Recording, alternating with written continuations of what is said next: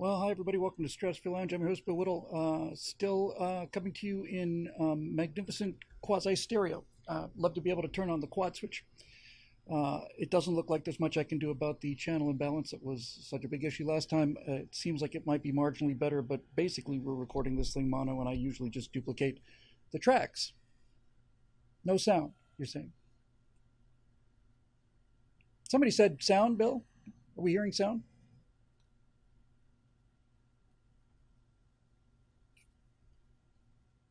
Oh, okay, 5 by 5. Good to know.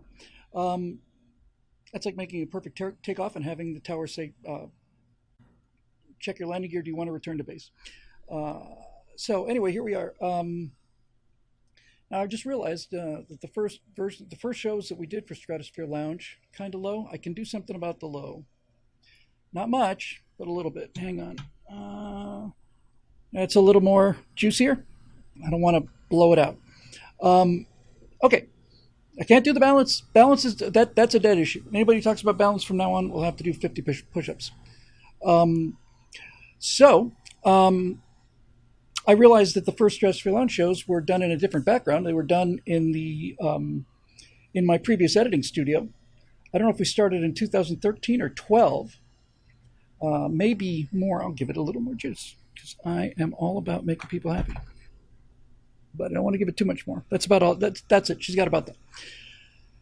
We moved into this studio back in 2014. So 2012 says Dave Big Booty, who ought to know. So the show's 11 years old, and when you get something that's that old, you develop your own traditions and your own sort of traditions. And one of the traditions is for me to start every single show that I close every show we do by thanking the members at BillWhittle.com, and I open every show we do explaining why I've got to do a short show this week. It's tradition. It's just something that has to be there. It's like doing a pitch meeting without the. Actually, it'll be super easy, barely an inconvenience. Oh, really? This time it might actually have a little more bearing, only because the only times I've actually threatened to do a short show and had to do them was when I was taking my cat to the vet on Thursdays, which actually might happen next Thursday. But this time is a little bit different because there's an external player here. So here's what's going on. I think we released episode 9 of the Cold War. I did notes for 10 when I was on the road. I did notes for 11 last night. I'm going to tell you that, guys, this not to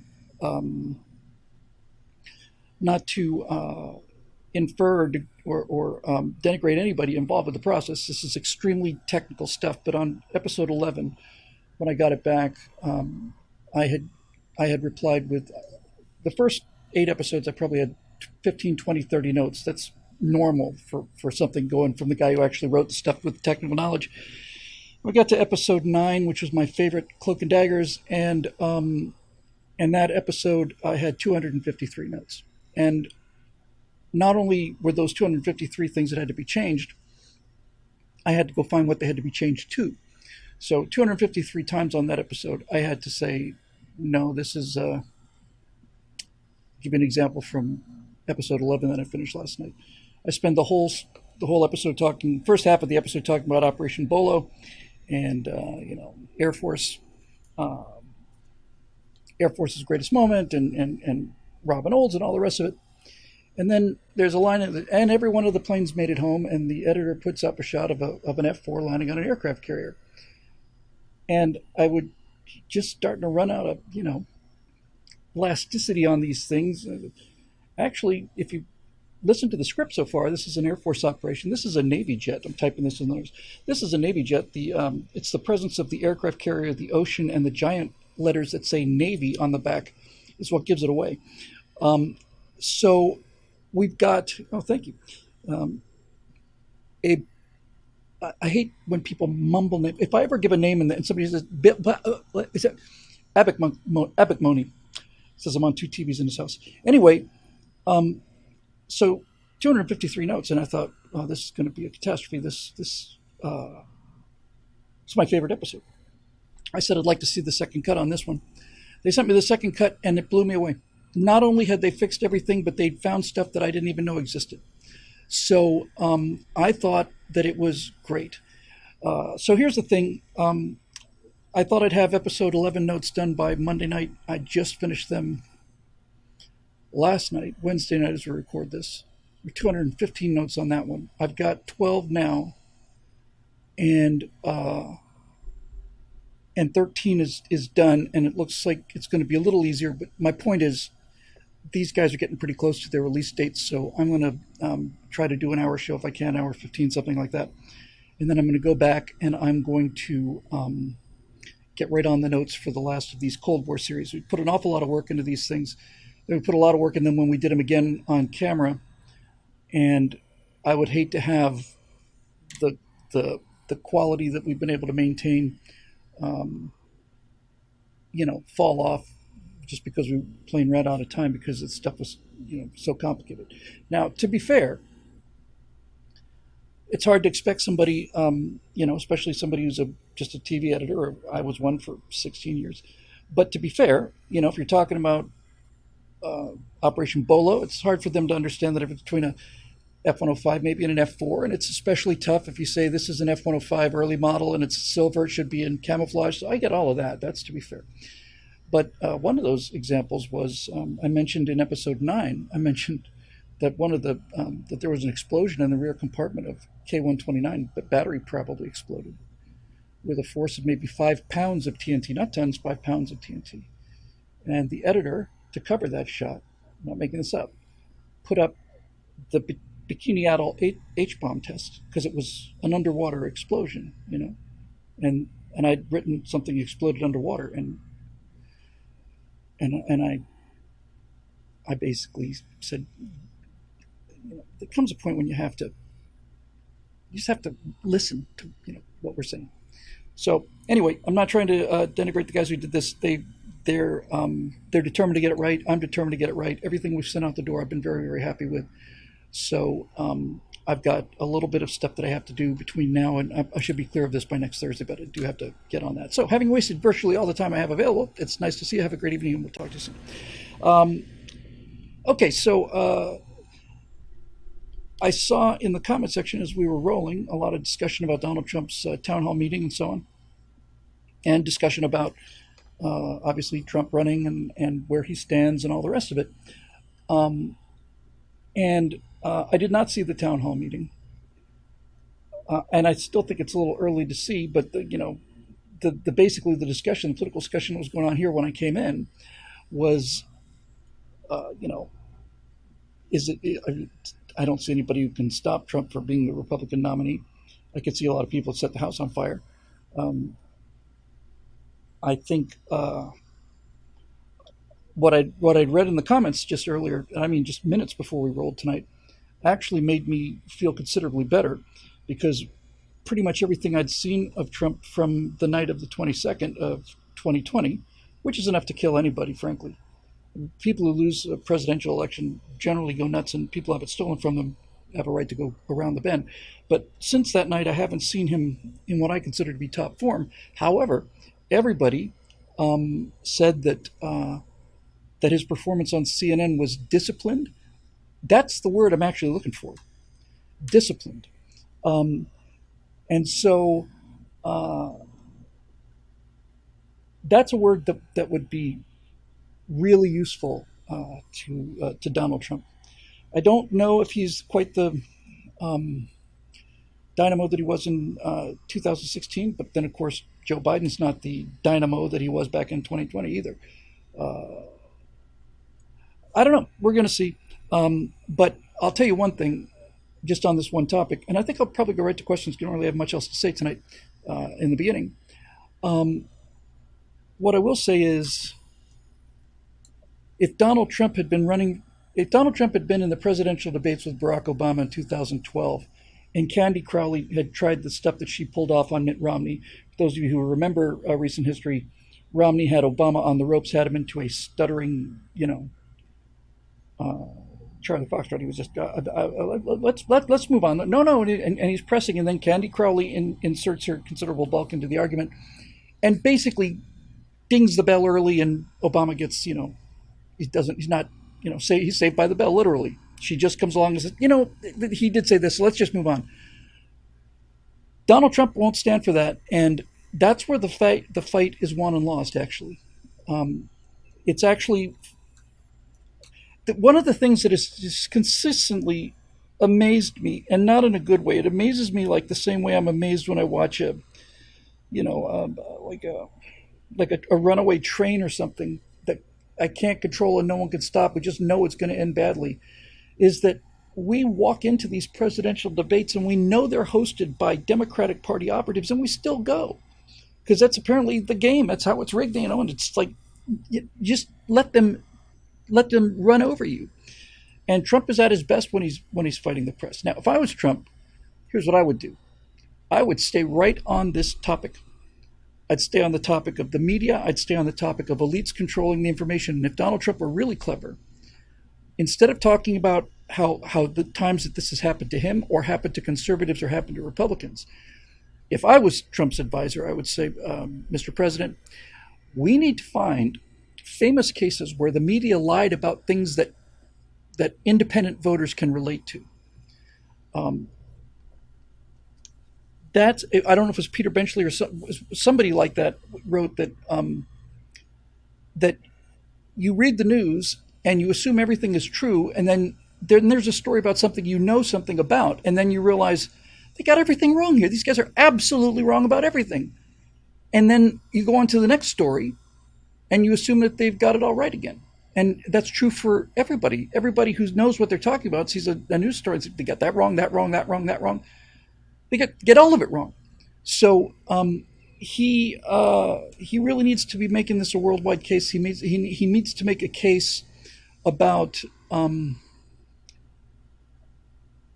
about these people are controlling your information. They're controlling what you see and don't see. So much of your opinion about Republicans and so on, and me, is selective editing, all the rest. I would just go hard at that. And they're reading your mail. If I was going to run his campaign, that's what I would do. They're reading your mail. They're showing you the things they want you to see. They're not showing you the things they don't want you to see. They're controlling all of your behaviors by controlling your choices. And there's only one person running in this election, and frankly in the last several elections, who's enough outside the system to put an end to all of this if I get reelected. And that is me. I will dismantle big tech. I will not ban them. I'll not destroy them. I'll take them into little pieces and set them against each other so there's real competition and we can have an honest flow of information. Um, that's what I would do when I said reelected. Yes, I think Donald Trump, I don't know.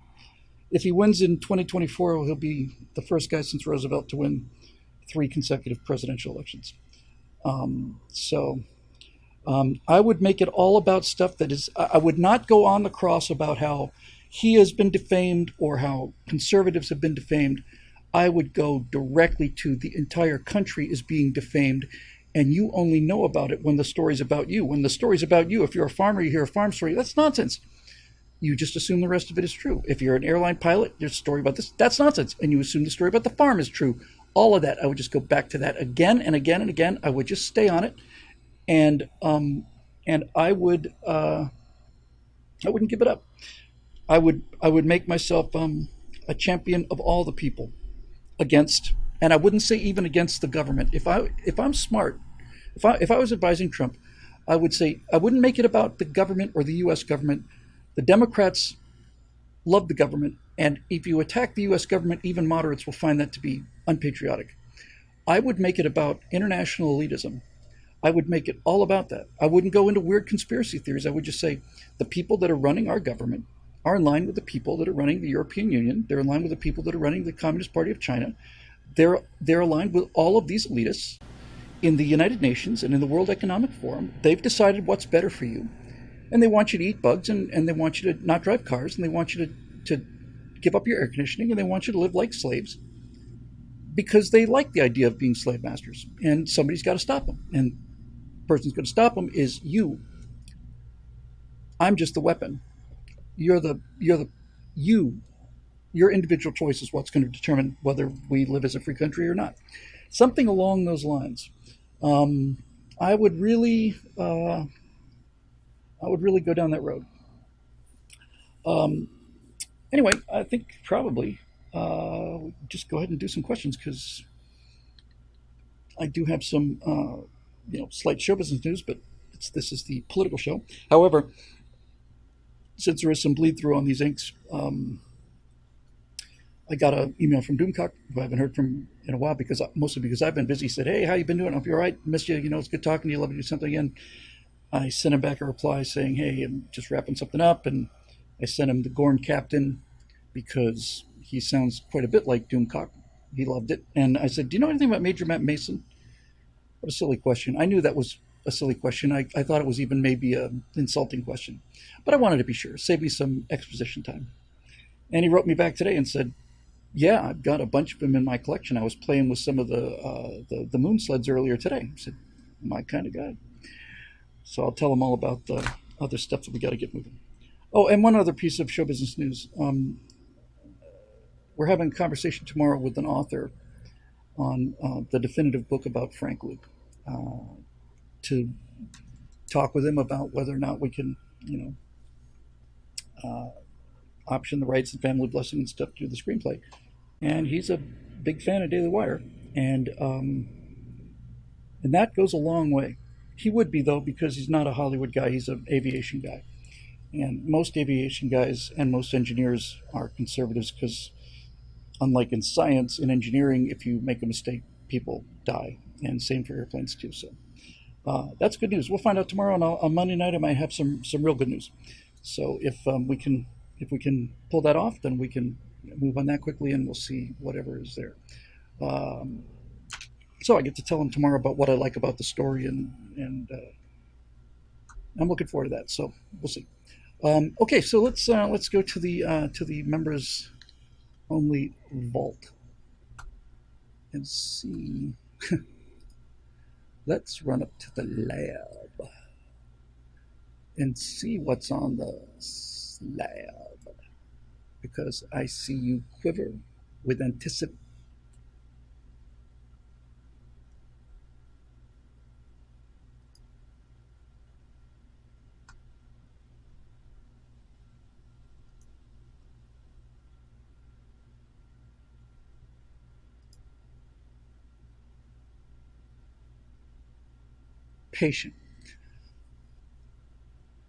All right, here we go. I'm just going to knock them down in order. From Ian Nolan, here we go. Privateer, Bill, here's a thought out of the blue. Those are the best kind in my experience.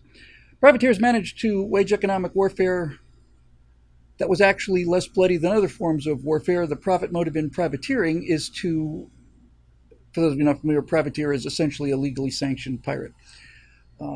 It's not a Navy ship. It's not a representative of the government. It's a guy who's got a license to hunt down pirates, basically. The profit motive in privateering is to seize cargo and citizens and press for ransom.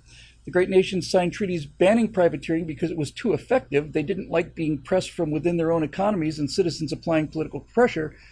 Should we back out of that treaty as a way to defang some kind of the military-industrial complex? Ian, you always have such deep and important questions.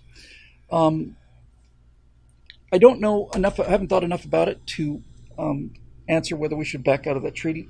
I'm inclined to say that when there's anarchy in the world's oceans, as there was in the Caribbean in the 1700s, and around the world and so on, as the world's dominant naval power and continue to be by a wide margin, despite efforts on both sides of that dividing line to weaken it, I think things seem to be working pretty well for us out there on the high seas. But. And that's a big but.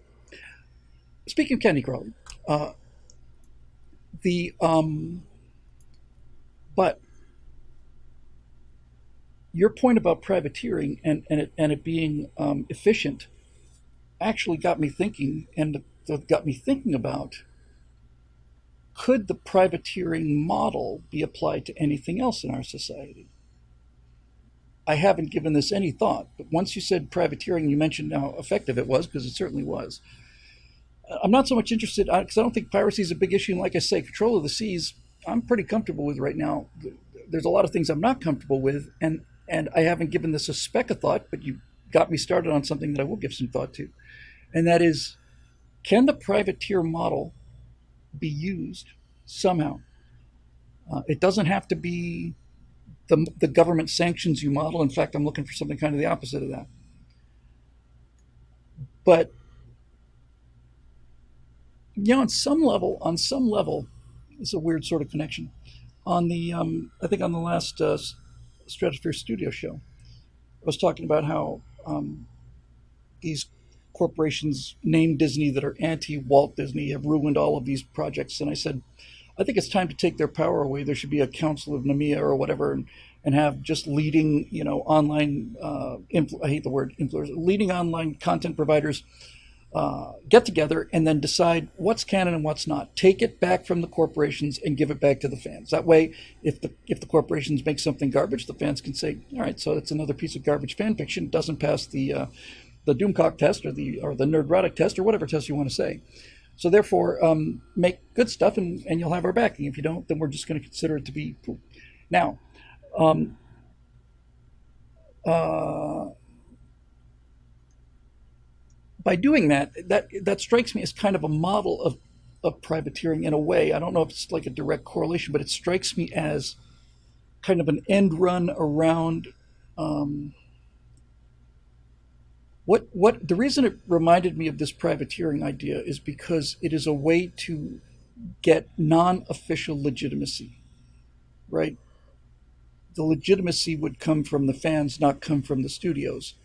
And so if you were to do that, you would sort of, in a way, you wouldn't be pirating content, you would be privateering it. You would be confiscating it on behalf of the fans and return it to its rightful owners, that kind of thing. Now you can get away with a lot of evil doing that kind of mental gymnastics, but something along those lines on a much larger scale is interesting because what the privateer model did was it provided legal protection for you to go out and hunt down criminals. Not only legal protection, but legal incentive.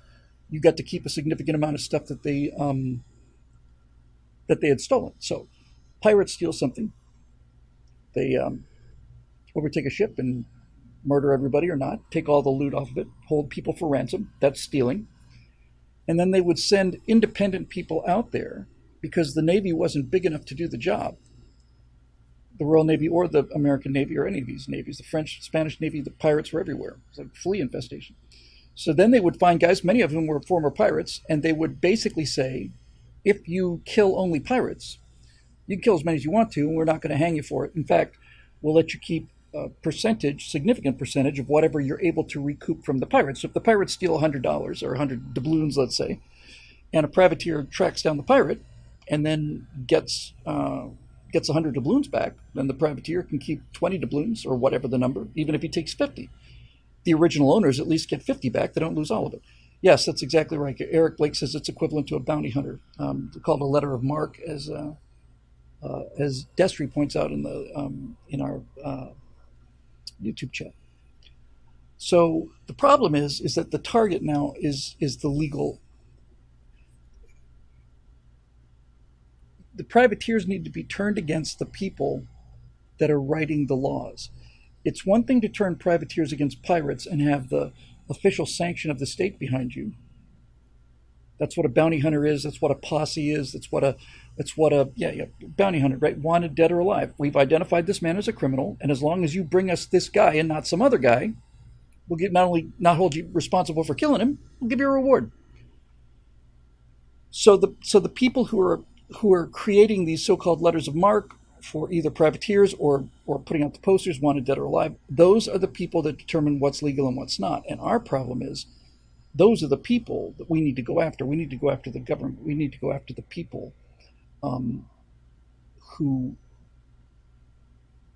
who are issuing the letters of marque. The problem with that is that those people usually do have a navy, and the navy may not be enough to put down pirates, but it's certainly not a navy you could defeat in head-to-head battle. With all of this said, I still find that idea, Ian, about privateering to be something that's got some merit to it somewhere, because I think probably what the appeal of it is to me in real time is that privateering offers an unexpected source of revenue and legitimacy. It's non-conventional warfare. Let's put it that way. Um, I think that's something I'm going to have to think about, because if you could find a way to,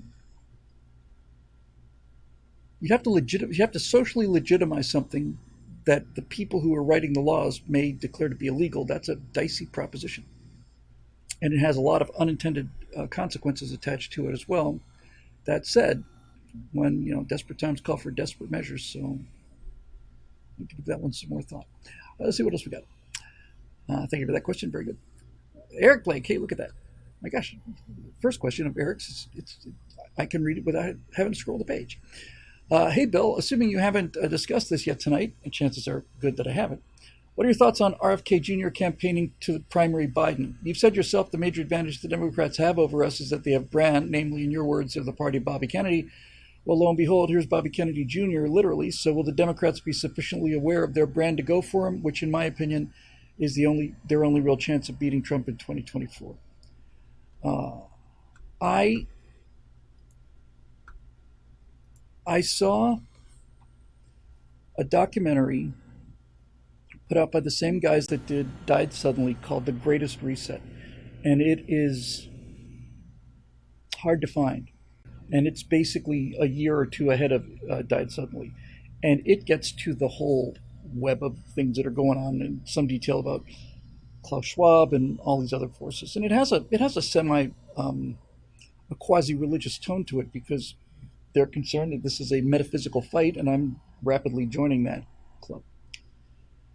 And in that documentary, if I remember correctly, RFK Jr. was one of the most outspoken advocates for getting these international elitists off our back. It was he went way out on a limb and stated in perfectly clear terms that this was the primary threat to mankind, and that they are responsible for a very, very, very grave crime against humanity, and that he meant to hold them accountable. So I don't think the issue is if Bobby Kennedy primaries Biden, would Bobby Kennedy Jr. be able to beat Trump. My take on it is I'd love to have him primary Biden, because if he primaries Biden and beats Biden, then our worst case scenario gets much less worst case. Because to me, this is the number one threat to the country, is control of information, elitist control over institutions. And he apparently I heard him. He came out very, very strongly against that. So if you're to place Biden with anybody less horrible, you may say that, well, it increases their chances of beating Trump, and that may be true. But as a person who's looked at some pretty shady shenanigans over the last several years, especially the last 3, I'm kind of now at the point where I'm actually doing a significant number of calculations on how can we improve the worst case scenario. Not so much what would the best case scenario be. I'd like the mid case scenario. I'm at the point, like, what can be done to raise the worst case scenario, and that would certainly be it. Marusha Dark said that's why I wanted Tulsi Gabbard versus Trump in 2020. Now, as it turns out, my right angle for this week, which should be up tomorrow morning, is Steve's show, so day after tomorrow. I was talking about, I'm sorry, not Tulsi Gabbard. I beg your pardon, Marusha. I didn't mean to put words in your mouth. I was thinking of, oh, come on. Nikki Haley. Nikki Haley, who's been widely mentioned as, she's running for president of the United States in the Republican Party. Nikki Haley basically tweeted, "Hey, Disney," and pretty near verbatim, "Hey, Disney, if Florida doesn't want you, you're welcome to bring your 70,000 plus jobs here to South Carolina. It's always sunny here, and everybody's real nice. We're not woke, but we're not sanctimonious about it." See what she did there? I think that was a move to position herself as Trump's vice president, but put that aside. For Nikki Haley to come down on the side of Disney means that she has no idea where these battle lines are being drawn. Either that, or she does, which is worse.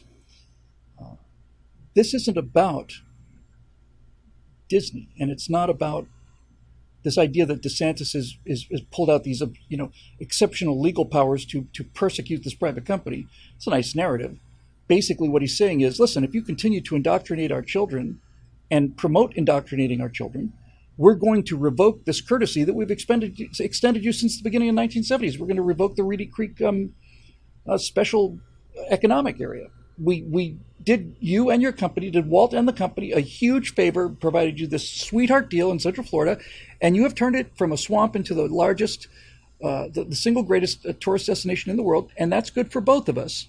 But, Mickey Haley, it's very funny, Everwood there. But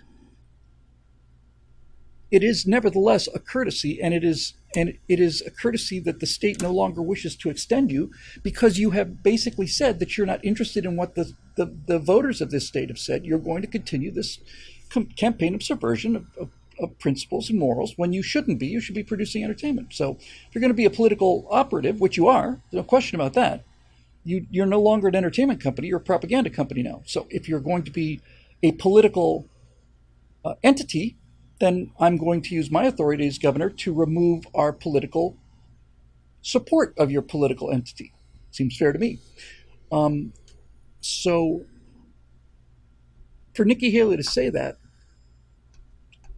to me, tells me she doesn't have a clue, because that's where the battle is. It's not Republicans and Democrats. It's really not even, the right or the left, conservatives or liberals. It's really at the point now where there is a sane, and I believe significant majority of people still in this country, versus a small and growing group of radicals that are determined to destroy the country in the name of justice.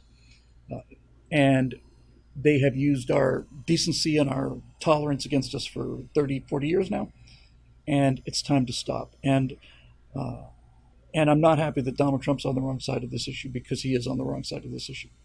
He basically said the same things. You would think he would know. Now, he may be doing that just to shoot at DeSantis, but, this is a core principle, Mr. President. It's a core principle. We would like this to stop now. It's gone way too far. We're not saying it's not an extermination thing. It's just that, look, you are wokeism is being state sanctioned because it's being taught in public schools. The taxpayers of Florida and the rest of the country are paying for people to turn their children against them. They're paying taxes to pay these blue-haired teachers who are 23 years old and want second graders to affirm their gender identity, and we're paying them to do it. And it's not about Disney. It's about that dynamic, and I'm surprised actually that Donald Trump doesn't see it that way. Nevertheless, you get what you get. So as far as the Robert Kennedy thing goes, if it were Trump versus Robert Kennedy, I'd feel much, much, much better than if it were Biden. So what else we got here? It's the wrong tab. It's right there. Another two Erics. So let me move on and see if I can come back to them here. So we got one from Joe Roth. Hello, Bill. Do you think this Biden crime family scandal that's unfolding will sink the Democrats, or do you think that this will all just go into the dustbin of history as usual? I think it will go into the dustbin of history, Joe, but I also think that dustbin is pretty much full, if that makes any sense. You can only pack so much garbage into a garbage can. I mean, you can compress it as much as you want to, and you can stack it and you can balance it, but eventually you've got a mound of garbage that's so far above the lip of the garbage can that you simply cannot add any more garbage to it. The trash can is saturated essentially, and I think the garbage bin of history, the dustbin of history, is pretty much saturated as well. So something to think about. At some point, something's got to give. Dinesh D'Souza says the only way to stop these gangsterized Democrats is to do exactly to them what they do to us. Amen. Dinesh has got it. I think we need to start prosecuting and jailing as many of these thieves as possible with no remorse. Throw Hillary in jail, throw Biden and his son in jail, throw Pelosi in jail, throw Merrick Garland in jail, weaponize the government against them twofold just to get rid of them. What do you think? Fight fire with a nuclear bomb? Sounds harsh, but who cares at this point? Well, first of all, to take your analogy there, it's a great question, Joe. Take your analogy, we wouldn't be fighting fire with a nuclear bomb. We'd be fighting a nuclear bomb with a nuclear bomb, and that's something that needs to be stated right from the beginning. calling somebody a racist or a transphobe or saying you want to murder people because you disagree with them politically, that's a nuclear weapon, and the left has been using that, especially the racist argument, for great effect for 30 years now. Shut up, you're a racist. How dare you oppose our plans? And so they're fighting with nuclear weapons, and they have been from the beginning. So I think it's time to retaliate with nuclear weapons. Yes. Now, as far as jailing everybody, yes, I think there needs to be trials.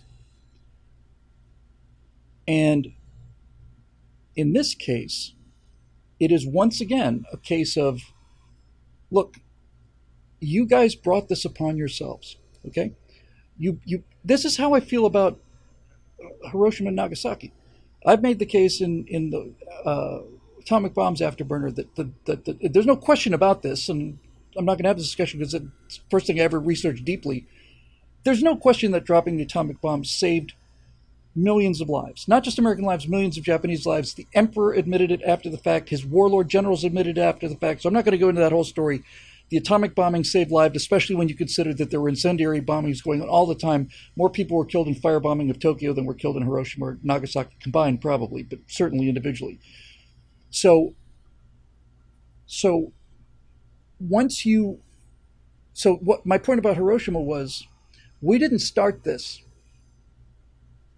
We didn't just decide to fly over Japan one day and drop a nuclear weapon over Hiroshima. This is the end result of you. It's the end result of your unchecked aggression. It's the end result of your perfidy. It's the end result of your defiance.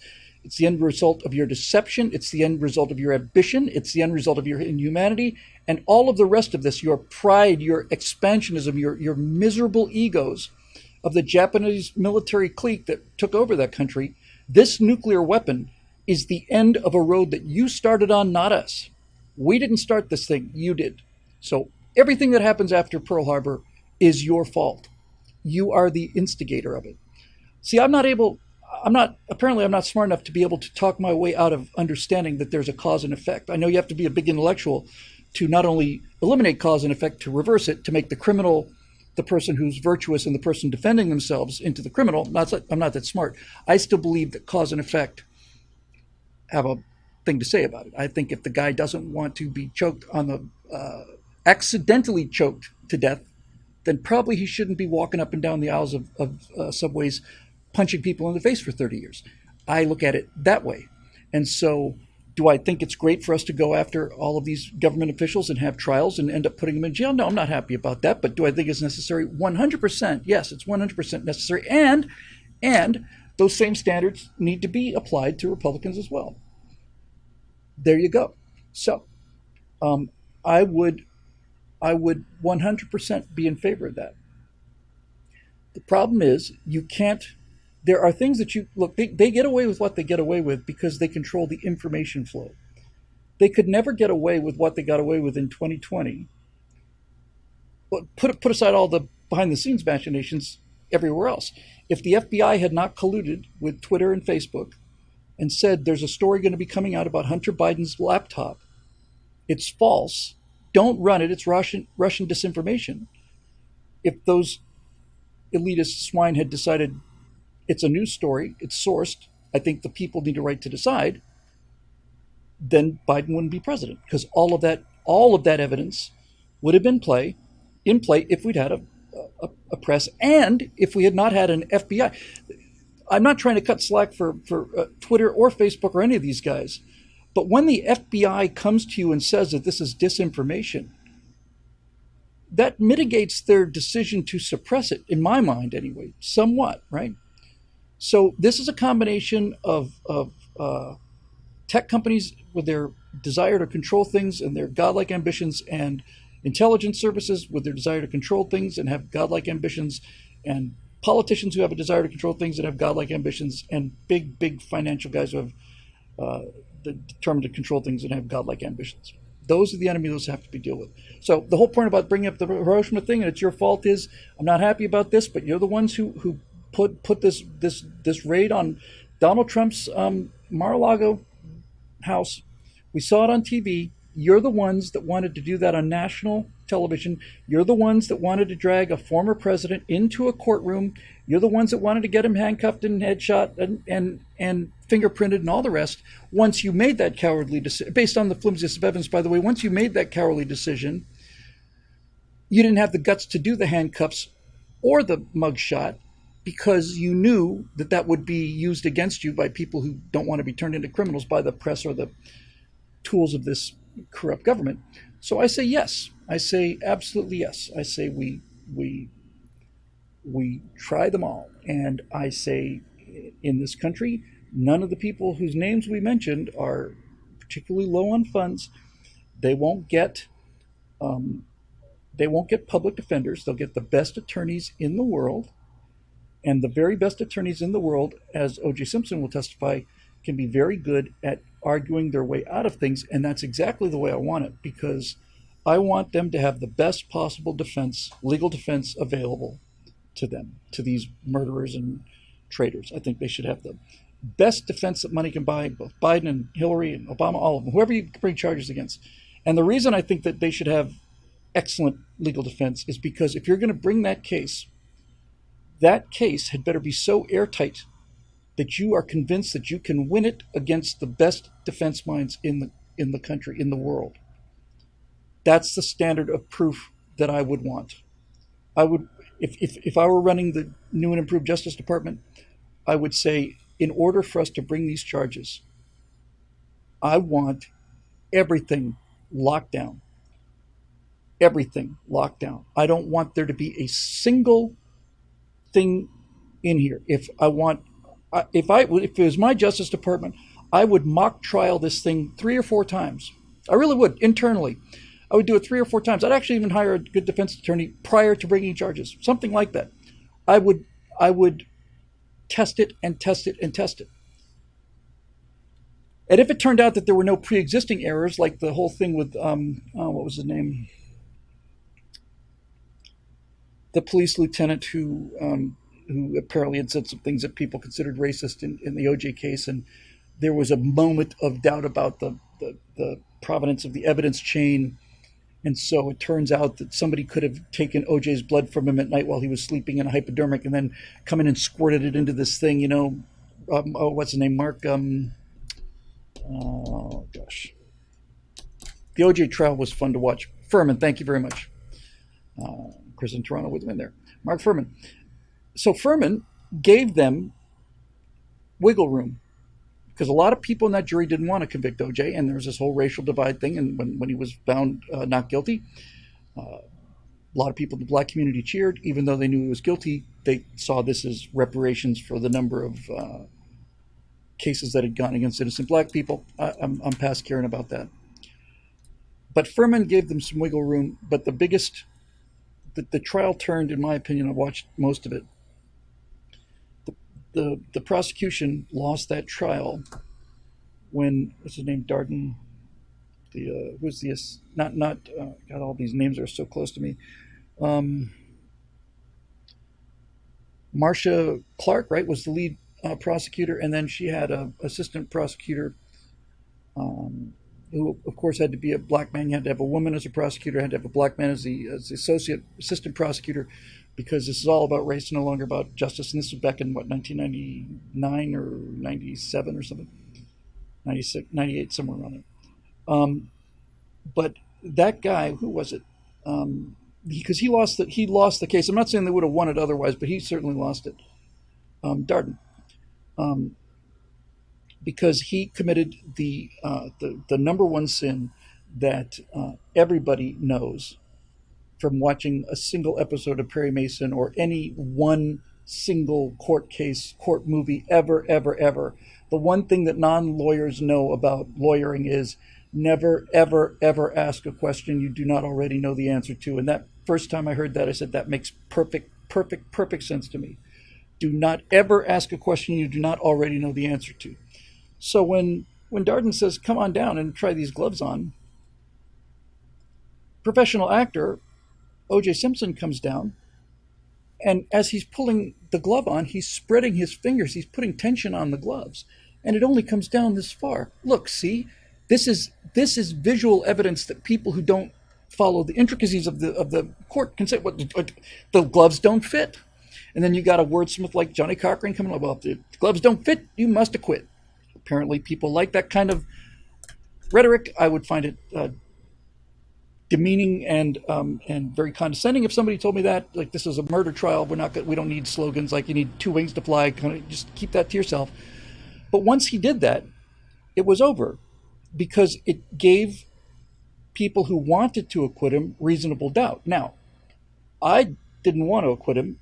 I know what DNA is, and I know what that level of certainty is. So when, I don't forget if it was Nicole Simpson or Ron Goldman's blood was found in OJ's car, something like that, and just the fact that he ran, no question he did it, none,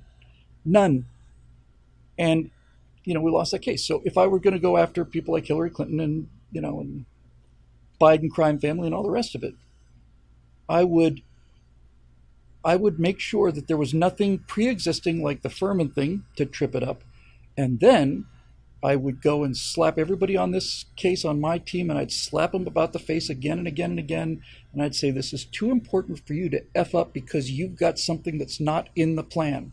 We're not going to improvise. We're not going to have any brilliant courtroom moments. You're not going to stand there and realize you've suddenly trapped somebody. You are going to follow the prosecutorial script to its conclusion, because if we have enough evidence to bring this case, then all we can do is screw it up. It's ours to lose. That's how I would do it. And I'll say one more thing about this from terms of tactics, strategy, and this whole idea.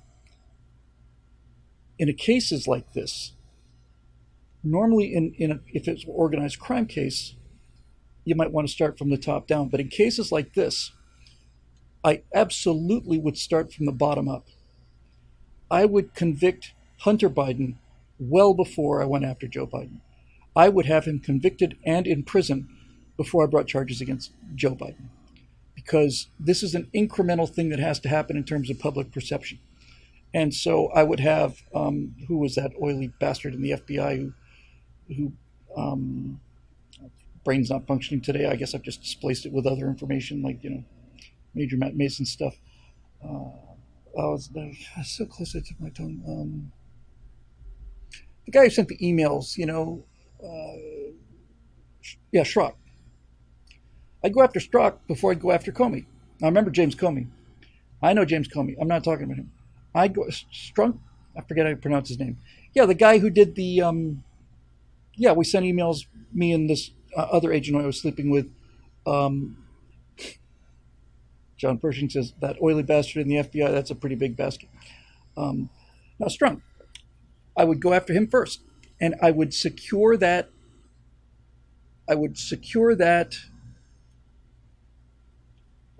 Prosecution. I'd win that case, and I'd have him in jail. So now I built a platform, right? I'm not going after the big dog yet, because the consequences of that are very high. You've got to slowly convince people who have not been following the story from both sides that you're not just suddenly going after knocking off these guys who've caused you trouble. You have to show this very low level of corruption. Look at that. It's pretty much compelling evidence. And then his guy above him. What about him? Yeah, here's some more evidence of him.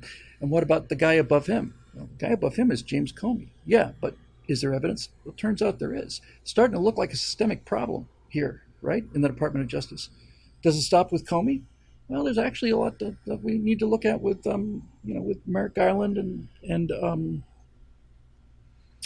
Obama's two attorney generals. I don't know what is in my memory today. It's probably just old age, just vacuums appearing inside my brain tissue, and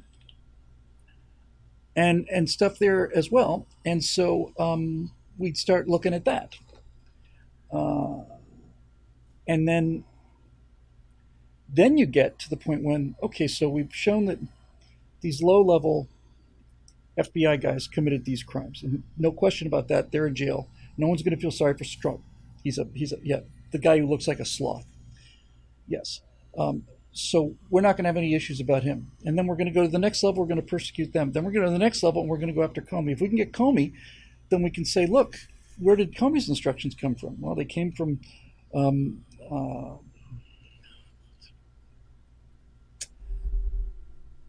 I want to say Loretta something.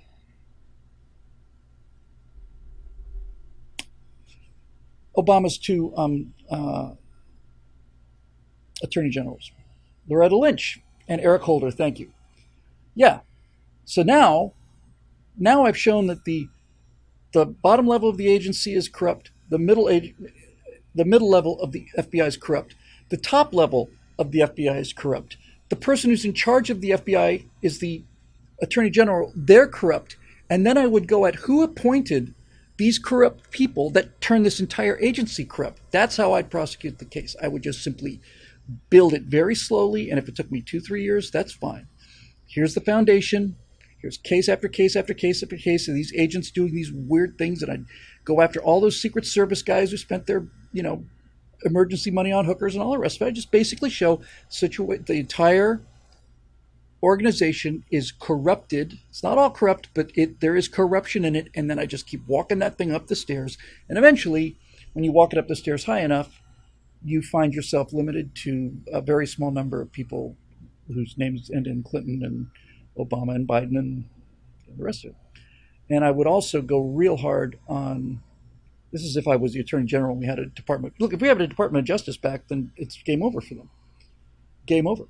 But that's what I would do. And I would also, because I know how public opinion works, this is why it's valuable to have a writer or a person at least understands the power of the English language on your team. If you're going to try something this big, I would also continuously work in the moral depravity as well as the technical corruption, which most people don't see as a crime. I'd go right to the moral depravity. I would basically crack that Epstein Island log wide open, and I would start reading the names, and then I'd start asking some questions.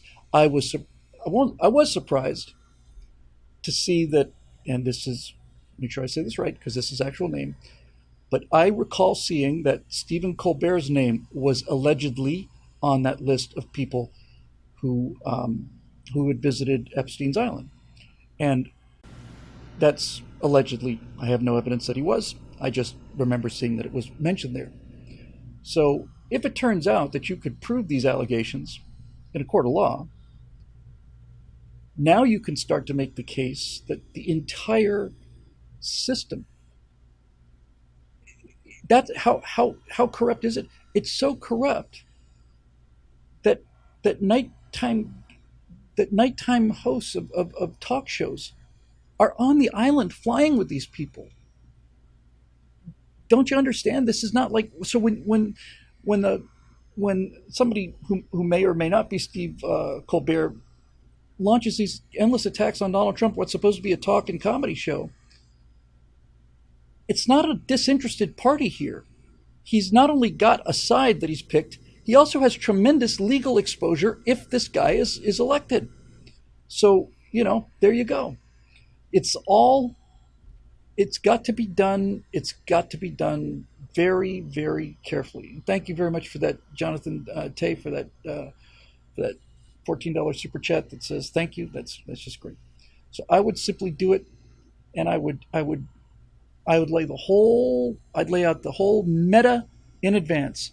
I would just go into a room with a few people who are untouchable, morally untouchable. People had already passed that moral test. People who had already shown that they'd been offered bribes or they'd been offered a chance to get defense contracts or whatever and have turned it down. I'd find people who were morally unimpeachable. I'd have them all watching each other because the level of influence here and leverage is unimaginable.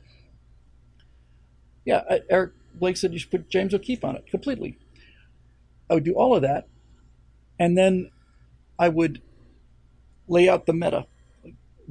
So what's the strategy? Well, the strategy is to get all of these people that have corrupted these organizations. Going forward through time, these people have appeared at the top and the corruption has worked its way down. In order to get them, we're going to have to run the clock backwards, which means we're going to have to start at the bottom and follow the corruption all the way up to the top. Because if you start at the top, people who haven't seen any of the rest of the story are going to assume it's all just a political witch hunt, and we're justified in doing that after what they did to Trump, but I want to win. I don't want to just feel good about things. And I'd feel better about things, frankly, if it was not only airtight, but showed the damage that these people had done. It's not just that Hillary Clinton or Obama or Loretta Lynch. It's not just that they were corrupt. It's that they corrupted entire institutions that were the bedrock, significant part of the protection of this society, and that these institutions have been seriously, if not mortally, damaged, and that they're responsible for this, and we need to repair it. But before we can repair it, we got to find out how sick we are. That's what I would do with it. And thank you very much for a super chat from Woods Precision's Arms. Here, you got to like a name like that. Really tired of Trump and others attacking DeSantis using Democrat talking points. It's disgusting. So what's Haley saying? We are okay with indoctrination of sex to our kids in SC? Yes, that's what she's saying. And yes, it's very disappointing that Donald Trump is on the wrong side of this issue.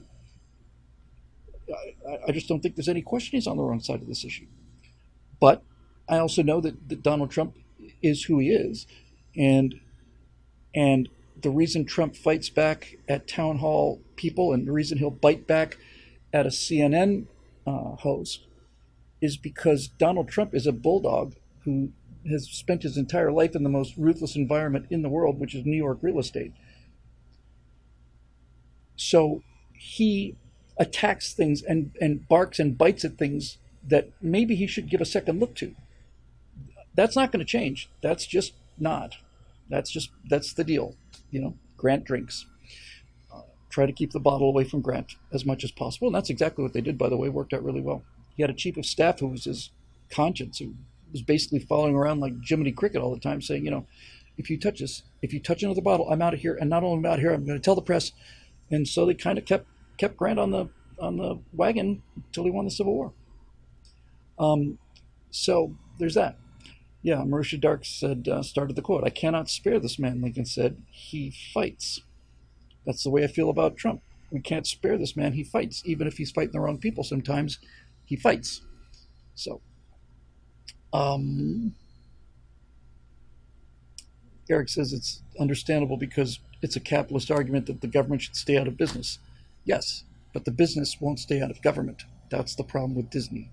When I say the business won't stay out of government, the business won't stay out of the business of indoctrinating kids at state-sponsored, state-run and funded schools. So they have become a political organization now. They're no longer just a corporate, private enterprise. Now they are a political operative, and now it's a political fight. So there you go. Let's see what else we got.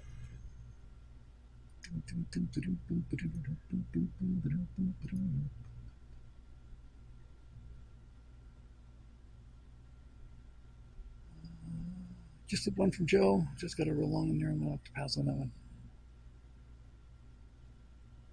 Okay, we got two from Japheth Dennis here. Let's take a look at that. How many do we have here?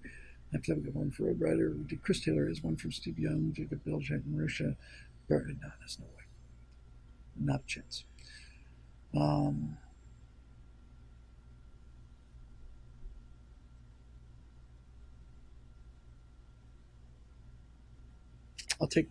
just take what I can here. See which one of these two from Japheth I like here. Which one I haven't covered yet?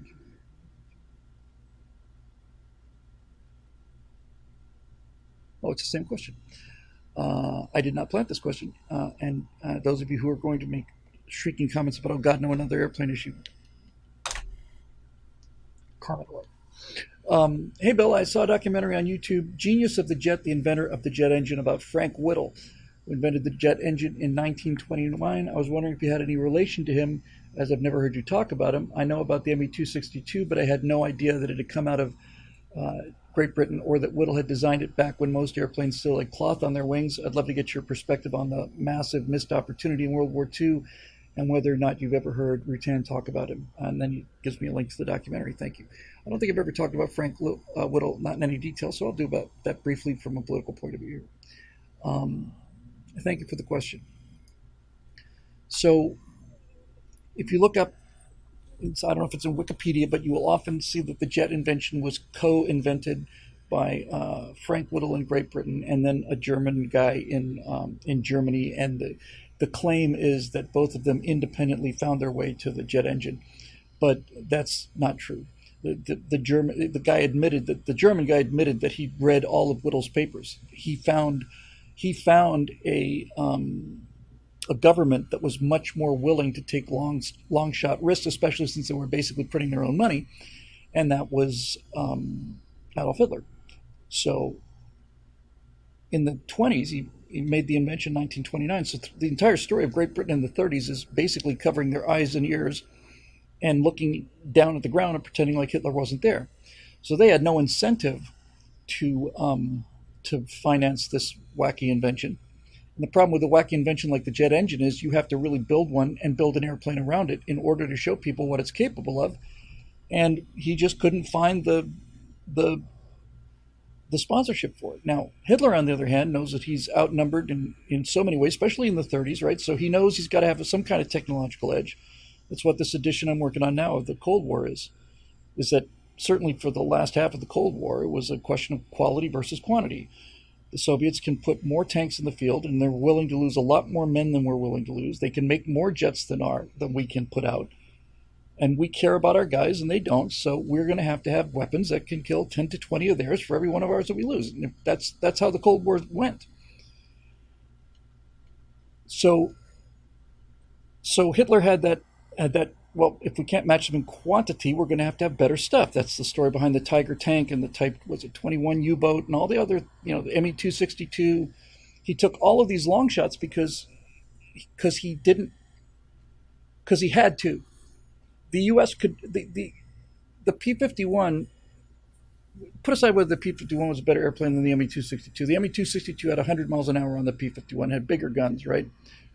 But the United States didn't have to go to the Me-262 because we didn't have to. Hitler could not produce enough conventional good airplanes.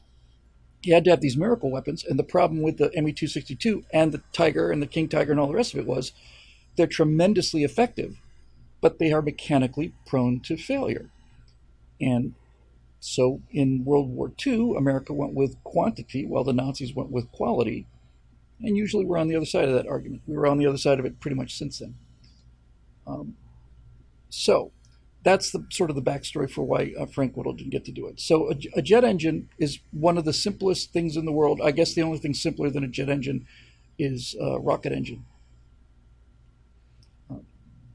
And the thing about a jet engine that I've always been impressed by is that the simplicity is a byproduct of its genius.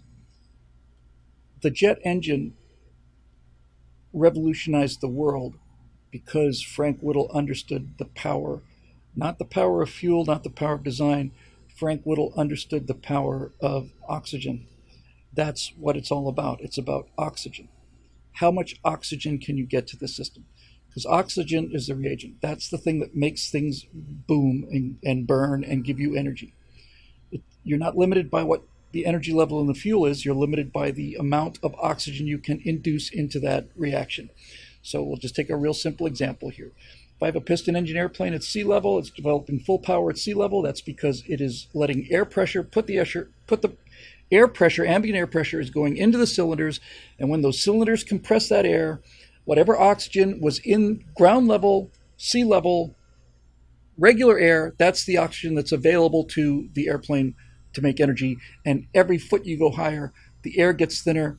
The oxygen content as a ratio doesn't change, but the total amount of oxygen gets lower and lower because the air gets thinner. So once you started flying conventional piston airplanes much above, really start to feel it around 7,000, 8,000 feet and above 12 or 13,000 feet, your piston engine airplanes are developing, 40% maybe of the power that they develop at sea level. It's nice to travel up there because the air is thin, but the problem is the air is thin, so you can't get enough oxygen into that cylinder. So what do we do about that? Well, before they invented the jet engine, they said, okay, I got an idea. Let's do this. Why don't we put we'll take a hair dryer, a blow dryer, which they didn't have back then. You get the general idea. And we'll put a blow dryer on each one of these cylinders here. And we're going to take regular outside air and we're going to compress it, just mechanically compress it. We're just going to blow it into the cylinders. That's going to give it more oxygen at higher levels of altitude. Basically, what you're trying to do with one of these compressors, called either a turbocharger if it's driven by exhaust gas, or a supercharger if it's driven by some other external mechanical thing like a belt off of the engine crankshaft or something. Superchargers and turbochargers are creating sea level atmospheric pressure inside a piston cylinder up to 25, 30,000 feet, maybe a little bit higher than that. And that's a good point too. Airtech says the American solution was high octane gas as well. He's right. By using a fuel with a higher energy content, even though the fuel is not the limiter, you are maximizing the amount of energy per unit of oxygen, but the unit of oxygen was the real limiting factor. So the genius of Frank Whittle was to say, okay, so how much pressure can you get into a cylinder? And all of the complexity, the right cyclone engine, the kind of engine that's on a B-17, I want to say had 20,000 moving parts. Rods, pistons, lifters, pins, crankshafts, bearings, all this stuff. And by the way, a piston engine is just going back and forth, back and forth, back and forth. And to turn that into a rotary motion to drive a propeller, that's a lot of vibration. No matter how well balanced it is, no matter how well you do it, you're still dealing with taking a back and forth motion and turning that into a rotary motion. And there's a loss of efficiency, obviously, when you do that, and vibration, all the rest of it. So up until Frank Whittle, you've got supercharged, turbocharged engines, and they're letting you perform at sea level power levels up to, let's say, 20, 30,000. Now, Frank realized that if you go through the air fast enough, if you just go fast enough through the air will compress itself. You'll just push more oxygen molecules in there per unit of time, just because the thing's scooping up that much more air. And all you have to do is just add fuel to that compressed air. And since now you have more oxygen than you have in a piston engine, you get much more of a reaction and just shoot that jet thrust out the air. That's called a ramjet. The ramjet is extraordinarily simple. The ramjet is just a hollow tube, basically, with injectors on the end that you squirt fuel into and you ignite it, and its motion through the air is compressing the air inside the cylinders, inside the jet, the body of the jet engine, which is great and works just great, especially when you're in hypersonic speeds, but it doesn't work at all when you're standing still. When you're standing still, you get nothing. Nothing. So what Frank Whittle realized the genius was instead of taking a turbine to compress air and put that compressed air into a mechanical cylinder that went back and forth and back and forth and back and forth and all of the lost efficiency, what Frank realized was instead of having all these little turbines driving all these little cylinders, technically speaking, one supercharger going to all these different cylinders, the idea, instead of putting them into this back and forth mechanical thing, why don't we just have this big rotating turbine blade compress air into an ignition chamber? Cut out the middleman, cut out all of the weight, the complexity, the heat loss, all of it. Cut all of this back and forth. The right cyclone engine, I want to say, has 16 cylinders, maybe more. Screw all that. Put it in, pressurize this jet core. You can do that at sea level because you don't have to be moving. It's that rotating turbine in the front that's going to do the compressing. Works just fine at sea level. And then once you've got enough air pressure inside the jet engine, inject some fuel in there, and now the oxygen content is so high that your reaction is much better than you would ever get with a cylinder. You're just putting more oxygen into the mix. And this is why jet engines are so effective. And the reason I keep coming back to the oxygen is the jet engine is compressing oxygen, and that's increasing the oxygen load. But when you get into a liquid rocket engine, if you compress oxygen enough and you can keep it cold enough, oxygen will compress from a gas into a liquid, and liquid oxygen, the energy density of liquid oxygen is monumental. There are videos out there on YouTube. If you look at somebody who takes liquid oxygen and pours it on a regular backyard charcoal burner, right? Just something you'd cook your hamburgers on. Just it's not even on fire. It's just the coals are glowing red. Some guy reaches out with tongs and pours liquid oxygen on that thing, and it looks like the Starship liftoff. It's astonishing how much fuel there is released and how much energy there is. So there is the next step. So Frank Whittle did all of this, and the British government wouldn't back him. By weird, I'm not directly related to him, although without question, we are related on some level because the name Whittle is actually derived from the White Hill region of Lancashire, and so all of the Whittles in the world came from pretty much that same area up near Wigan, Wigan, Wigan, not Wigan, coal mining area. So all of us White Hills are from that neck of the woods, so we are undoubtedly connected not too far back there. And it's always been a nice thing about being an aviation guy to have Frank Whittle was the inventor of the jet engine. Now, I will tell you one thing that is really, really quite astonishing in terms of just sheer coincidence. I've talked so many times about seeing the Thunderbirds in Bermuda, and how it just rewired me instantly. It rewired me so much that on the way home from seeing the Thunderbirds, I begged my dad to stop at I think the one or two toy stores they had on the entire island, which were not super well stocked, in Hamilton, in the really the only city in Bermuda. It's not even a real city; it's just a large town. So on the way back on that very day, on the way back from the show at Kinley Air Force Base, which is on one end of the island in St. George, we went to Hamilton, and we went to a toy store, and we started seeing if there were any model airplanes in there. And in that toy store were two things that, looking back on it, I find to be absolutely astonishing. One of them was there was an F-100 hanging on strings from the ceiling. That's the jet that we just saw an hour ago. And I said, oh my God, it's the same jet. And my dad said, can we buy that one? Yeah, absolutely.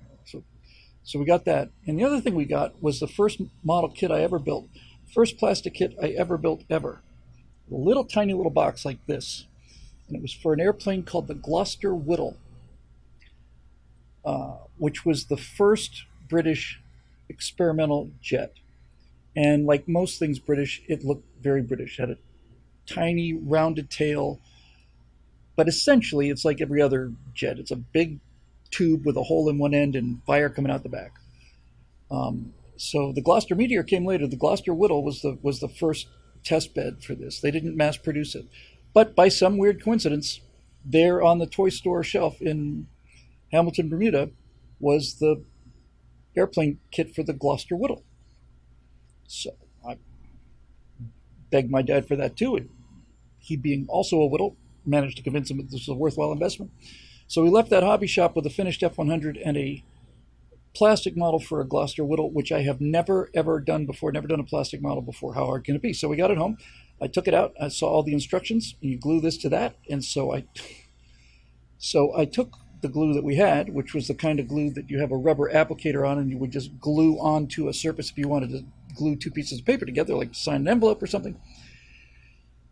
And for some reason, this thin, watery glue used to glue two pieces of paper together didn't work on the plastic. I might as well have used, it wasn't rubber cement, it was just plain, you could buy a bottle of glue. Essentially think of it as paste, right? So I'm mystified and defeated and a little upset about this. So then my dad gets to the instruction thing, and it says, you must use this particular kind of glue. And I'd never seen that kind of glue before, and I don't know if it was available. We certainly didn't have it with us. It might have had it at the store. It might have had to send out for it. I must have had it at the store. So I had to sit with this model for 2 or 3 days until we get back there, just burning on fire to get this thing done. And then I'd get the right glue for this, which was about that long, and it was white and silver, red and silver, or red and white, I don't remember, but it said Testors airplane glue. And I put that stuff on there, and they said just hold it for 20, 30 seconds, and I did, and it's like, wow, this stuff works great. Got kind of a funny smell, though. That original glue was astonishing. After I gave up model making, it was a long, long time ago, but I must have built easily 100 plastic models. And I had heard that after I'd gotten out of it, they had reformulated testers because just like with, you know, with everything else that's useful, somebody's going to abuse it, and the answer won't be to stop the abuse. The answer will be to ban the product. Um, so that's what they did. They reformulated it, and it apparently was not nearly as good. I never sniffed the original glue because I'd heard about it after, I mean, it was many years later when I was probably early teens or something, heard about people sniffing glue, and I thought, isn't that just killing your brain cells? Yeah, you should try it. It's great. I'm pretty much gonna need all of them, I think. Um, so, um, yeah, it looks like I picked the wrong week to quit sniffing glue. I told you guys about this show we did in Gainesville when I went back there the second time, called Grazing, and it was a sketch comedy show. I was a director on and head writer on. We had some really, really talented people, and there was a at the time there was like an HMO that was advertising heavily in Gainesville and Alachua County there. I forget the name of it. Let's just say it was called True Health. That wasn't the name, but let's just say it's called True Health. So they were doing all of these ads, and the theme of the ads were, here are the warning signs that you might be, candidate for stroke. Here are the warning signs that, you might have arterial hardening or whatever. A couple of these ads, right? So there were, I think there were three or four of us in the control room. It was about 2 o'clock in the morning. We had a guy named Jeff who worked for the cable company, and they had, in those days, if you had a cable company go into a neighborhood or community, they had to provide public access as part of the deal. But they had to provide a studio and a control room and people to run it. And our friend Jeff was one of the original group members. He was not a writer, he was a technician, but he had the keys to the building.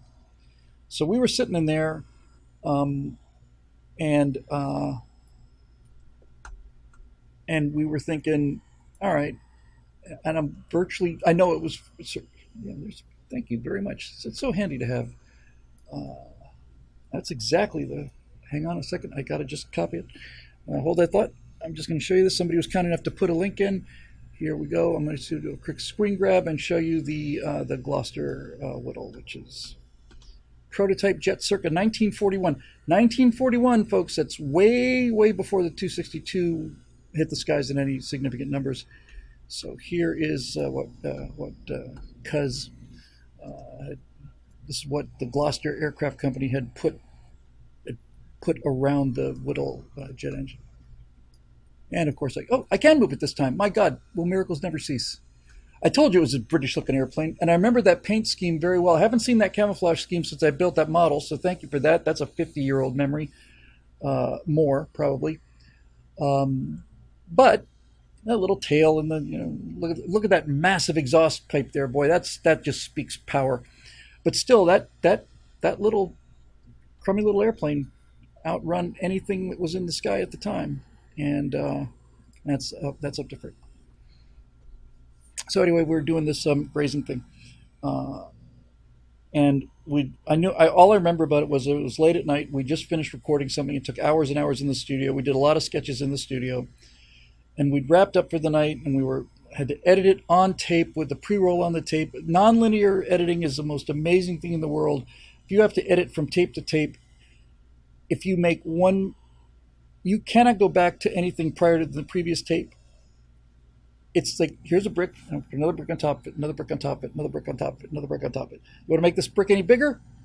Okay, you got to tear all these other bricks down and build them all up again. You can't just expand it. It's like a typewriter, kids. Difference between a typewriter and a word processor. So it was late, and we were there, early in the morning. We were all pretty punch drunk and tired. And somebody said, we ought to do a parody of these True Health things. And then somebody else said, what are some of the warning signs that your son is sniffing glue?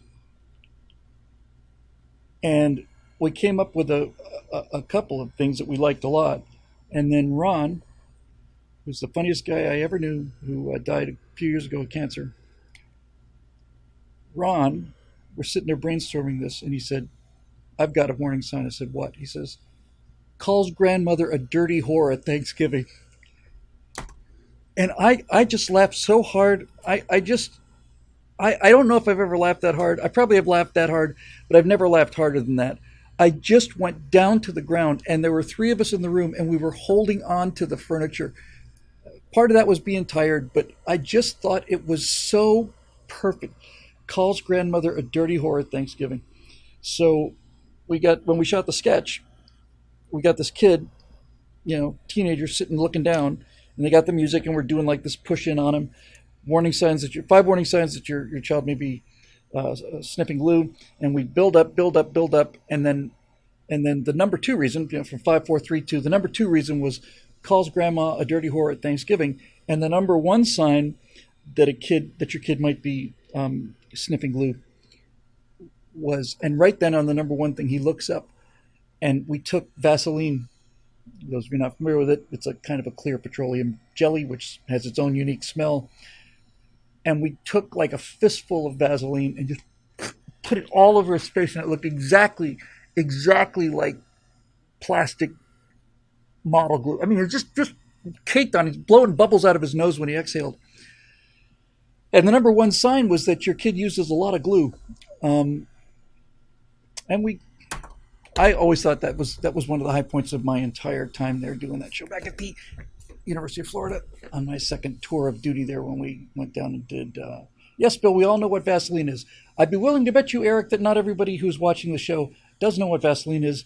I'd be willing to bet you there are significant numbers of people who are watching this now, or who will watch this in the decades and centuries to come, who will not know what I'm talking about. But I will tell you this. The same people that made Vaseline made Vicks Vapor Rub. And apparently when you had a cold, all I remember as a kid was my mom taking some of this stuff, and I'm in flannel pajamas, and she'd smear this on your chest, and it had this, it's like smelling salts, this vapor rub. It makes this vapor that apparently puts this, fight or flee thing into your reptile brain. And apparently this clears your sinuses, but all I remember about it was, my God, the smell, and then that sense of like the flannel pajamas going onto your chest, which is covered in this goop. Good God, that was nasty. Yeah, it's menthol, right? Exactly right, Coffee. Shinato, it's menthol. And it was like, oh, now, no, you boys go to sleep. Oh, Mom, why? It's just, why? Horrible feeling. And flannel pajamas, forget about it. So that's that story. I think at this point, I'm going to have to live up to my earlier explanation for ejecting from the show less than 2 hours. In fact, 1 hour and 22 minutes into it, something like that. I actually genuinely do have a great deal of stuff I have to do, and I have to do it in the next couple of days. And it's not like I've taken on a new,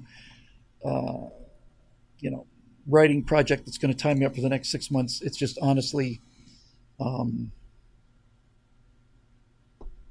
just I got to get done by next Thursday. By the way, speaking of sniffing glue, I'll give you one last story at no additional charge.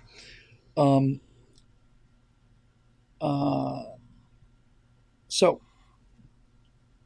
we never sniffed glue, but in what grade would I have been in? I probably was in third or fourth grade. I was at Warwick Academy in Bermuda. I went to Port Royal Elementary School, went to Warwick Academy, and then went to Saltus Grammar School. Those are three impressive sounding names, and they were impressive schools.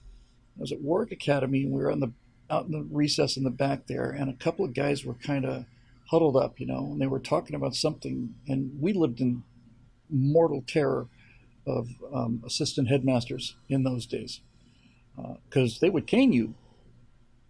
And so we were well-behaved kids because we didn't want to get caned, and that's why I'm in favor of caning as a general rule, although I am not quite as dedicated as my ancestors to the ideas of giving students a fatal beating, nevertheless. Face in a little plastic bag? No, but close to that, AOC. So these kids are all huddled up, and I'm thinking, what's going on here? And I'm Mr. Goody Two-Shoes anyway, so it's pathetic.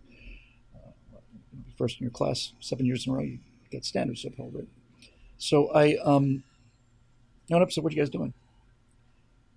And they said, "Well, we can let you know, but can't tell anybody." I said, "Yeah, what?" I said, "All right, so watch this."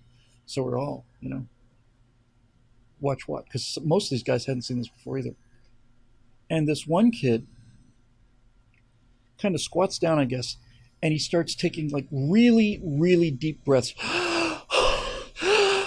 Lots of those. Now I knew this pretty well because my dad had told me that if you do that, you oxygenate your blood, and I could swim at my prime.